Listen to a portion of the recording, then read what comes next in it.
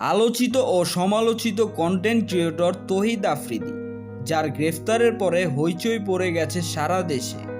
তৌহিদ আফ্রিদির আগে তার বাবা নাসির উদ্দিন সাথীকে গ্রেফতার করা হয়।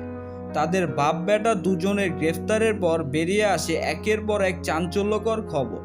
আর এবার এই বিষয়টি নিয়ে ভিন্ন মত প্রকাশ করলেন বিশিষ্ট ব্যবসায়ী ও চলচ্চিত্র অভিনেতা মনোয়ার হোসেন ডিপজল। বিস্তারিত জানাচ্ছি, তার আগে আপনি যদি আমার চ্যানেলে নতুন হয়ে থাকেন তাহলে চ্যানেলটি সাবস্ক্রাইব করে পাশেই থাকুন। ধন্যবাদ। বৈষম্য বিরোধী ছাত্র হত্যা মামলায় জনপ্রিয় কন্টেন্ট ক্রিয়েটর তৌহিদ আফ্রিদি ও তার বাবা মাই টিভির পরিচালক নাসির উদ্দিন সাথীকে গ্রেফতার করেছে পুলিশ। তাদের গ্রেফতারের পর থেকে বেরিয়ে আসে একের পর এক চাঞ্চল্যকর তথ্য।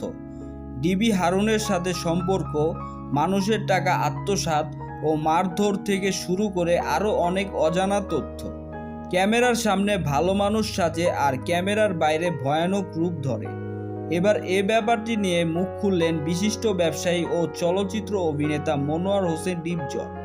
ডিপজল বলেন, আফ্রিদি ও ওর বাপ, ওরা বাপ বেটা দুজনেই বাটপার।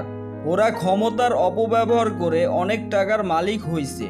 ওরা আওয়ামী লীগ সরকারের দালাল ছিল। এখন উচিত বাপ বেটা দুজনকে ডিম থেরাপি দেওয়া।